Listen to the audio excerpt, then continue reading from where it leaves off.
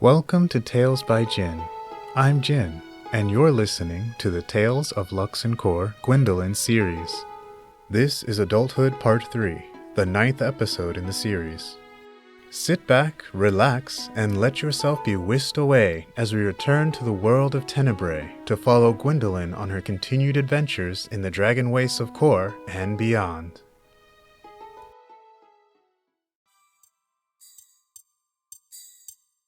The caves Opal built were far more of a boon than Gwyn could have ever imagined.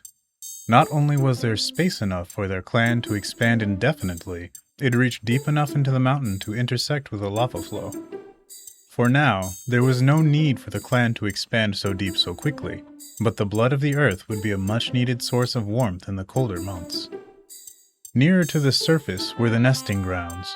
They were deep enough that an intruder would ideally get lost and dealt with along the way.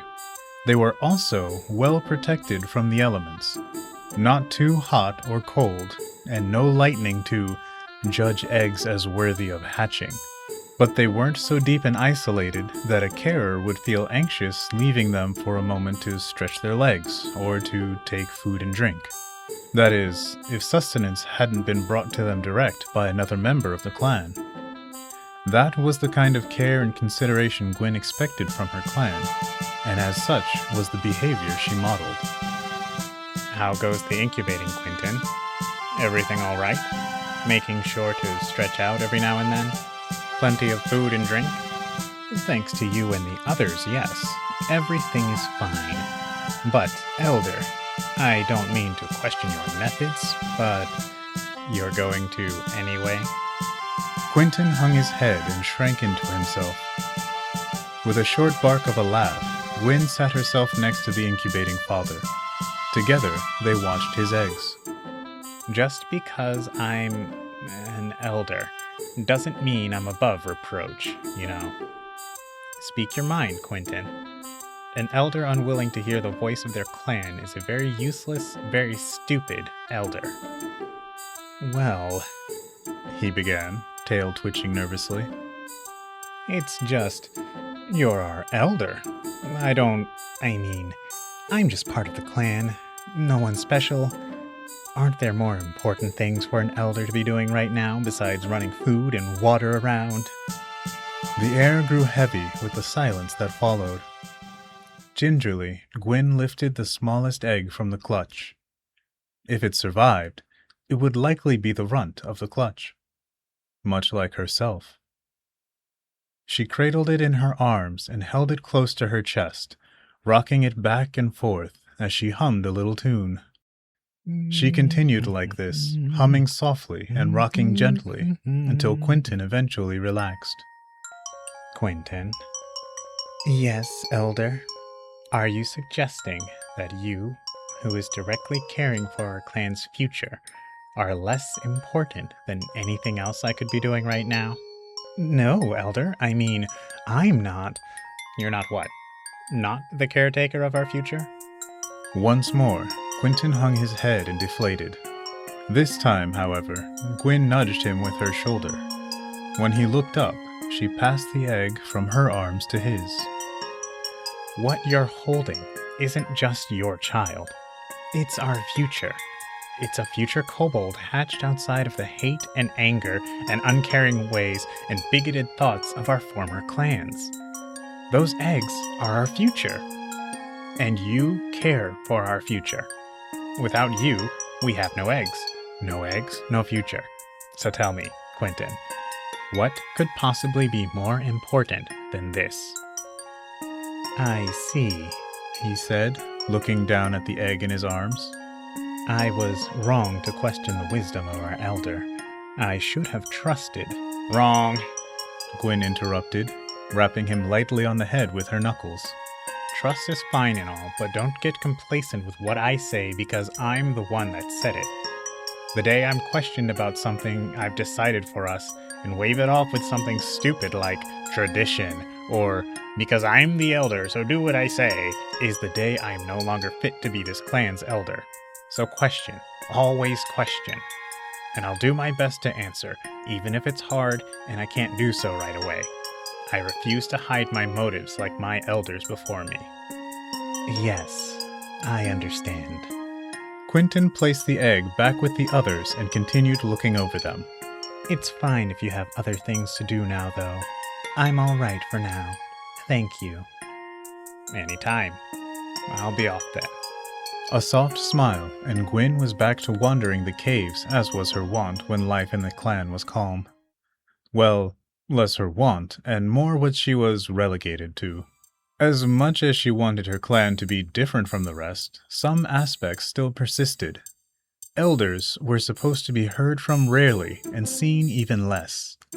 Resource-gathering parties, as she refused to call them raids, still tended towards 3 members with specific combat roles regardless of the intended goal. But as Chris reminded her time and time again, it was those commonalities between the varied members of this hatchling clan that held them all together. In the face of all this newness and change, they still had something familiar to fall back on, something to provide a sense of comfort and stability in the face of all this unknown and uncertainty. Chris understood her desires. He, more than anyone, intimately understood where she was coming from. But he never lost the sound of the heartbeat of the clan to his own. That was why he was shaman. For Gwyn, there was no one else worth following. A scream echoing down the hall shattered her thoughts like a stone through the frosted surface of a pond. Her body tensed as she focused on determining the origin. It wasn't from the direction of the hatching room, to some modicum of relief, but there was a group out gathering resources at the moment. If their tiny clan was being raided while at reduced numbers, she must protect her clan. Without a further thought, her legs carried her toward the hidden spring entrance where she found a grisly scene. Blood trailed from the mouth of the entrance to a wall where a bloodied kobold lay unmoving. Her body was scored with slashes and punctures, as well as numerous contusions from something blunt.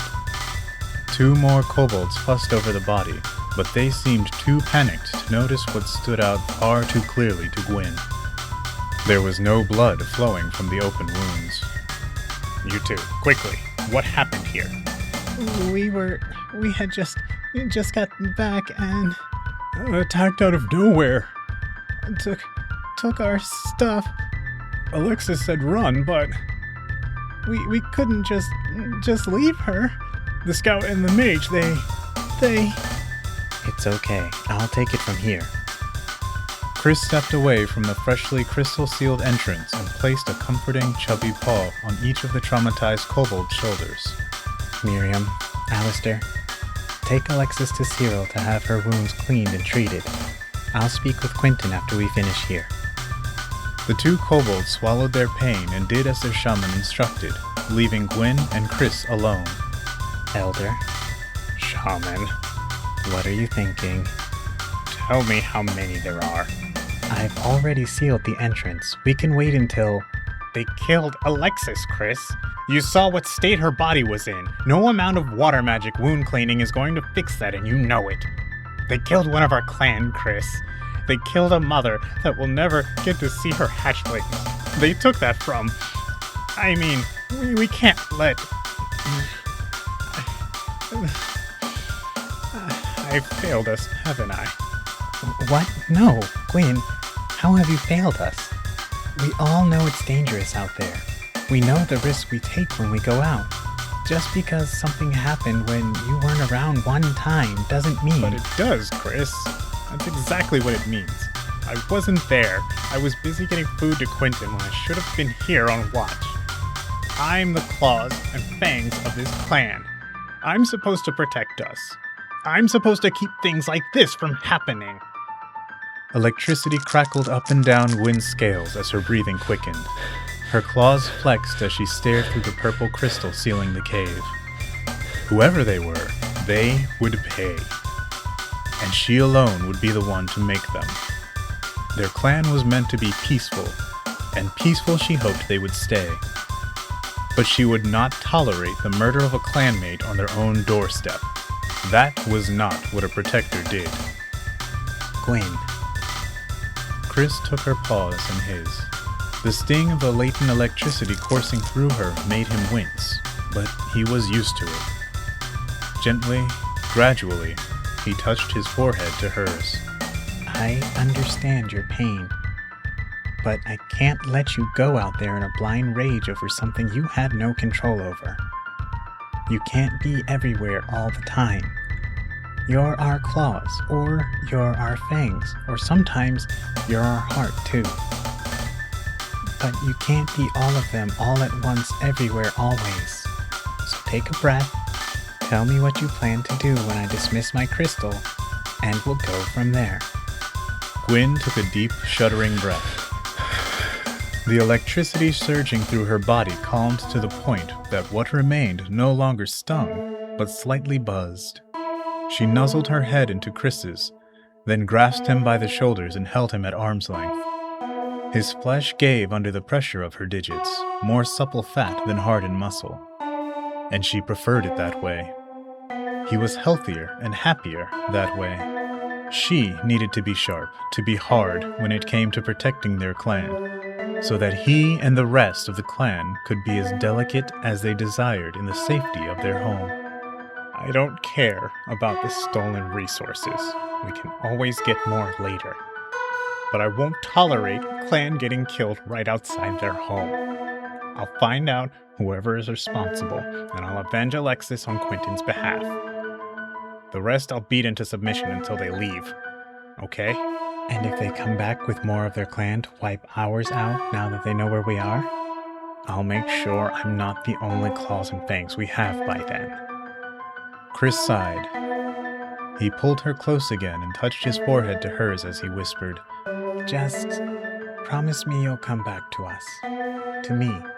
Gwyn grinned as her tail found his. There's not a kobold alive that can keep me from you. Now let me out. There's 3 of them, Chris said as he broke contact to raise a paw to the crystal barrier. Scout, mage, and fighter. The usual trio. The scout likes knives. The mage uses ice. Poorly. The fighter is just really big from what I saw. Make them regret hurting the Brightskill clan, my elder. I very much intend to. Separating from Chris, the electricity crackling across her body intensified. The crystal barrier began to disintegrate, but before the hole was large enough to permit the passage of a whole kobold, a dagger flashed through, struck the far wall, and clattered to the ground. It looked to be the right size to inflict some of the wounds covering Alexis's body. Gwyn looked from the dagger to the growing hole and crouched. Electricity gathered and arced from her thighs as the thick muscles bunched and coiled, itching for release. Not yet. Through the hole, she could now make out most of the spring. Not yet. She could see the forms of 3 kobolds across the pool of spring water, 2 rifling through packs and 1 waiting, just like her. Not yet. The waiting kobold twitched, a glint of metal. Another stupid dagger to throw? No matter. Not much in the world that moves faster than lightning. Now. A flash of blue, and Gwyn was across the water with her talons pinning the scout to the tree by the chest. He tried to squeal in surprise, but Gwyn jammed her foot down and shattered his ribs like twigs. Only then did she lean in close to the unfamiliar face dribbling blood from between gritted fangs and ask, "Did you kill Alexis?" The shattered kobold spat and mumbled something, but Gwyn didn't have the luxury of asking for clarification as she was busy with pulling away. A large sphere of ice slammed into a tree, crushing it and the kobold beneath. Then the sphere exploded, sending chunks of ice in every direction with enough force to strip bark and gouge the earth where it impacted. Unable to loosen the bands of silk she kept wrapped around her forearms in time, Gwyn blocked what she could with her electrically stiffened, silk-wrapped arms. Still, a few of the chunks managed to penetrate her defenses and struck hard. Struck, but did not pierce. Those were going to bruise something terrible later. Something like the marks on Alexis. So the mage had a hand in her murder as well. Splashing down ankle-deep in the spring, Gwyn immediately dodged left as more spears of ice pelted her position. She continued circling around, harried by small chunks of ice until she made landfall, and tree cover gave her a moment to catch her breath. Having a moment to assess the situation, she had an important realization. The ice being flung at her now was consistently small, no larger than a pebble or small stone. Nothing anywhere near the size of that initial exploding sphere. Perhaps conjuring larger attacks took more time for this mage. The woods encasing the spring grew quiet as the ice assault ceased. Gwyn inched closer to the edge of her trunk and took a steadying breath. Time to test her theory. 1, 2, 3, she muttered before peeking her head out. A block of ice much larger than the previous stream of pebbles slammed into the tree level with Gwyn's head, tearing out a significant portion of the trunk. The snapping sound of falling timber echoed throughout the woods as Gwyn ducked out from her collapsing cover and zipped from behind tree to tree, ever advancing on her quarry. Keep the pressure on. Keep moving, keep advancing. Keep control of the rhythm and flow, just like dancing. They need time to conjure, don't give it to them. They move to your beat now. Back and forth, she zigzagged amongst the foliage, dodging everything the ice kobold had to throw at her. The attacks grew more erratic and frantic the closer Gwyn drew, to the point that half the time she needn't change her trajectory at all. It was as if in their rising panic, this kobold was firing blind. They may as well have been blind as often as they took their eyes off their target to look back at their remaining clanmate, who was still obliviously rummaging through the stolen packs. If he didn't want to protect his clanmate, that was fine by Gwyn. His non-action made charging the ice kobold and pinning them to a tree with her talons, much like the scout, that much simpler. Gwyn leaned heavy on the leg that held the ice kobold in place, till she felt ribs pop. Did you kill Alexis? The ice kobold coughed up blood, which frosted over at the corners of their mouth. Alexis? What a weak name for a weak... Gwyn jammed her foot forward until there were no more ribs to snap and the shuddering stopped. Stupid answer. Stupid last words. She removed her foot from the chest cavity of the ice kobold and turned to the remaining fighter. Did you kill Alexis? For the first time since the fighting broke out, the remaining kobold seemed to take notice of the world around him. He set the pack he was busying himself with aside and stood. Rust-brown scales faded to a burnt orange down his throat, chest, and stomach. Flecks of coal black dotted his limbs like large freckles. He stretched, yawned, and fixed Gwyn with eyes as deep and sharp as garnet. Gwyn looked up at the tallest kobold she had ever encountered and growled. Did I kill Alexis? He echoed, tasting the name with a flick of his tongue. Nah, had nothing to do with the unfortunate death of your clanmate. Then leave. Afraid I can't do that. He flexed his claws and flames burst from the base of each cuticle. You see, miss, you killed those idiots over there. While they were idiots, and none of this would have had to happen had they just listened to me from the get-go, they're still my clan's idiots. So now I'm gonna have to kill you and bring your head back as proof of vengeance served. Much like you've already done to mine. So you'll understand, of course, it's nothing personal. As he spoke, the flames at the base of his claws continued to burn. Each claw changed color from black to orange in the middle to yellow-white at the tip. The heat didn't seem to bother him in the slightest. A second mage? He was built like a physical fighter, but maybe he was like Gwyn. Not a pure mage, but able to manipulate their latent magic well enough to augment his physical abilities, which would make him even more dangerous in a direct confrontation. I won't say it again. Leave. I don't make a habit of repeating myself either, miss.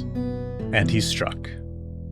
Gwyn ducked out of the way just in time to hear the pop and sizzle of igniting wood and sap above.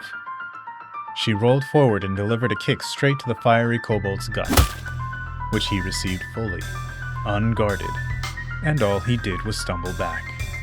Oh, all right, he said, clutching his stomach with a flaming paw. Those thighs really aren't just for show.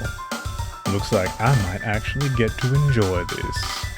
Something in his words, or perhaps the way he said them, sparked a hitherto unknown feeling in Gwyn. People didn't often continue standing, much less speaking with ease after a kick of hers. A new and intoxicating form of excitement welled within her as a grin crept across her fangs. She was going to enjoy this too. Sparks trailed behind her as she became a whirling fury of kicks and claws. The fire kobold didn't seem to be nearly as fast as her in terms of raw speed, but he still managed to parry and dodge her every blow with ease. Specifically, parry the claws and dodge the kicks. One kick might not have been enough to take him down, but he didn't seem keen on taking any more. The real issue for Gwyn was the parries. Each time he batted her arms away, his claws singed her flesh with even the briefest contact. She had been keeping the silks wrapped around her forearms electrified to discourage direct contact, but the shocks appeared to be bothering him less than the burns bothered her. If this was going to be a fight of attrition, she would eventually lose to his physical hardiness. Gwyn grimaced. This was why scouts rarely engaged fighters head-on, especially ones as seasoned as this. A new strategy was necessary. She bounded back to create distance between herself and the fire kobold. At her back was the waters of the spring. Ahead, her opponent advanced through the brush unhurried. "He's not stupid," she muttered, "and I brute force a brute. I'll have to." She glanced down at the water lapping gently behind her, at the silks crackling with energy. Trap him. As the fire kobold continued to advance, she stepped backwards into the water until she was about ankle deep for a digitigrade. Her opponent, however, stopped at the edge of the pool. He quirked a brow ridge at the water, then looked up at her. "Didn't hatch yesterday, miss. May not have crossed claws with a kobold with lightning magics before, but I know full well what happens when lightning strikes water with creatures in it." Gwyn kept silent. She locked his stare in with her own as she removed the charge from her silks and let them fall into the water. By their very sheer nature, the lengths of silk all but disappeared amongst the clear waters of the spring. Again, the fire kobold regarded the water, then her. "Dunno what you're playing at, but I'm not coming in." "Good, leave." "Already told you why I can't." "Then you'll have to get in this water with me." "Will I now?" Tongues of flame leapt from the corners of the fire kobold's mouth as he grinned, flashing his sharp teeth. The talons of his feet, in the very same fashion of his claws, began to flame at the root and glow white-hot at the tip. The ground around him hissed and cracked as the trapped moisture vaporized and the flash-dried earth split. He took one more step toward the pool, and the waters nearest him began to bubble and steam. "Way I see it, you've got 3 options, miss. 1, you stand right there. I stand right here. You boil alive. Not a fan of that one. It's none too pretty. 2, you retreat. I advance. Your clan's water supply burns off around me. Really not a fan of that one. I'd rather not punish your entire clan for your actions.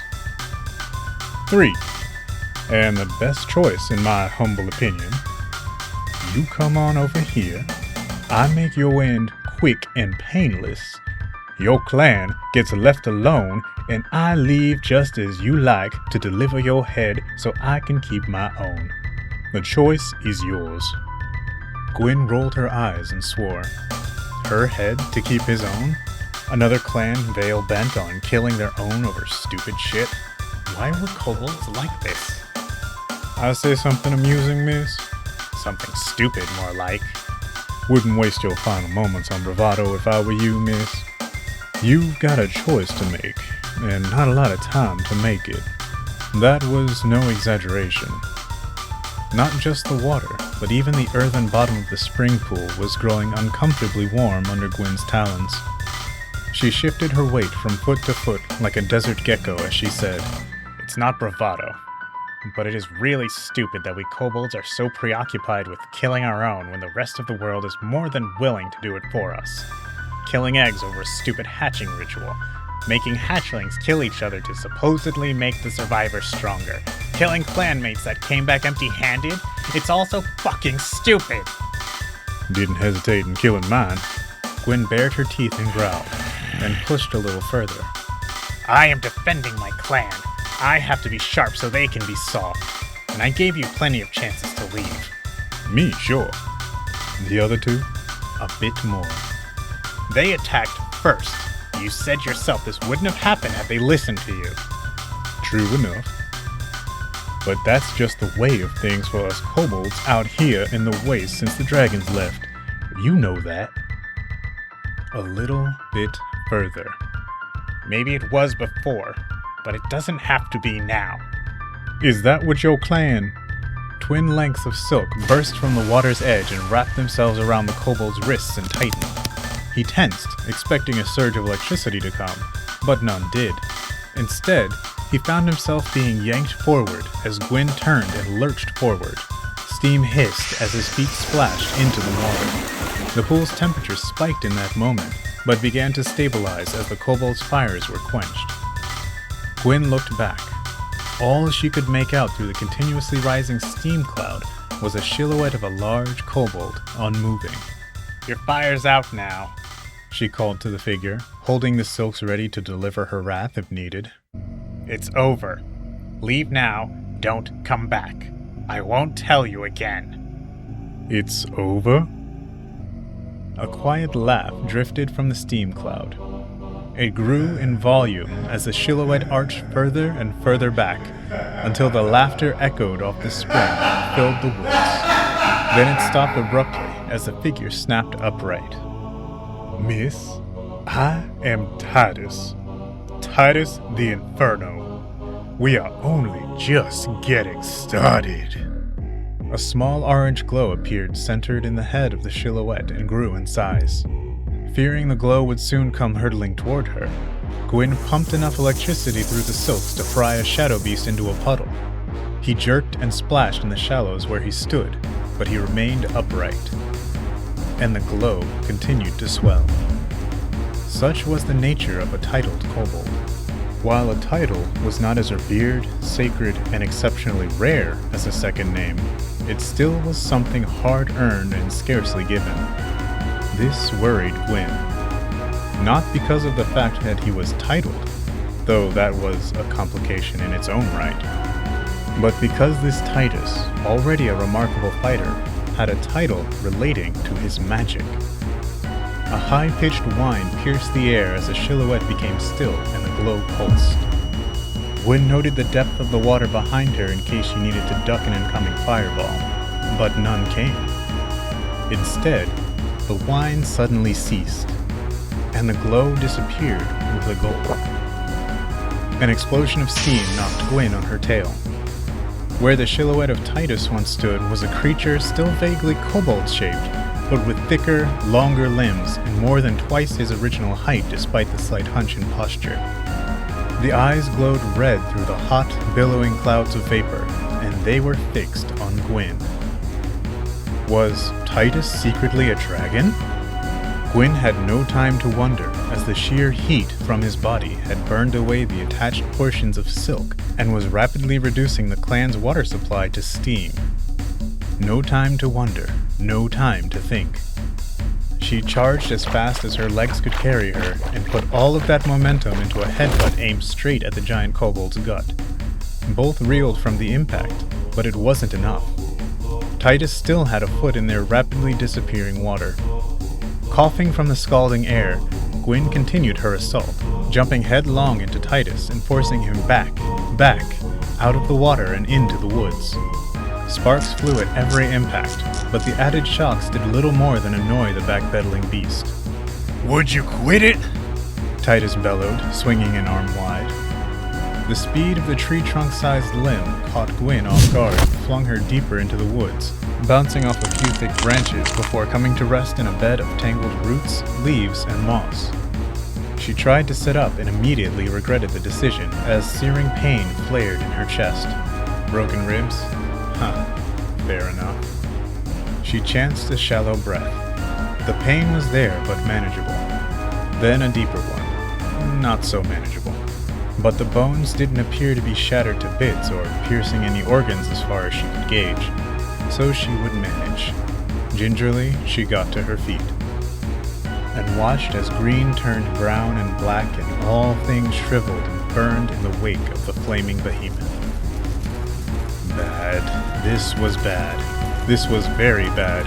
It already hurt to breathe the superheated air around Titus without broken ribs to contend with. If she was going to win this, if she was going to survive this, she needed to end this now. All she would get was one single final strike. Gwyn looked up at the canopy above. Electricity crackled in the back of her throat as an idea began to form. I know you're still alive, miss, Titus called out into the blackening woods. A little smack like that ain't enough to break someone as tenacious as you. Come on now, don't keep me waiting. He continued his advance until his presence was charring the tangle of roots where Gwyn had come to rest only moments before. I know you wouldn't up and abandon your clan either, so are you gonna come out and face your end with pride, or am I gonna have to burn this whole thing down? Rustling above drew Titus's attention. He looked up just in time to have talons rake across his left eye, courtesy of a free-falling Gwyn. She grasped onto his horn and held for dear life as he thrashed about from the pain of the wound. All that jerking about sent a burst of pain through Gwyn's own wound, and her claws slipped from his horn. But before she could fall completely free, she kicked off a flailing arm and seized hold of the horn over Titus's remaining eye. And there she dangled. Her paws burned, her lungs screamed, her chest ached. This close to Titus, it felt like she was bathing in magma. Her legs hung free in front of his mouth, and though he couldn't get a good angle to bite her hanging from his horn as she was, if he were to collect himself enough to breathe fire, it didn't matter. This was her last chance to win, to protect, to be the fangs, the claws, the shield, to survive. She brought her crackling, electrified mouth to Titus's forehead, right between the horns, and released.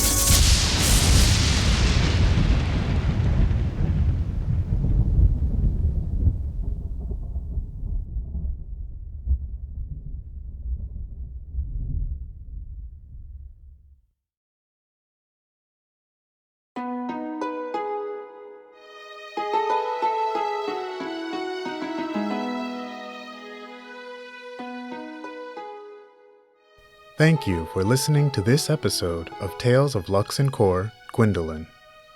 If you liked what you've heard, please be sure to like the video and leave a comment.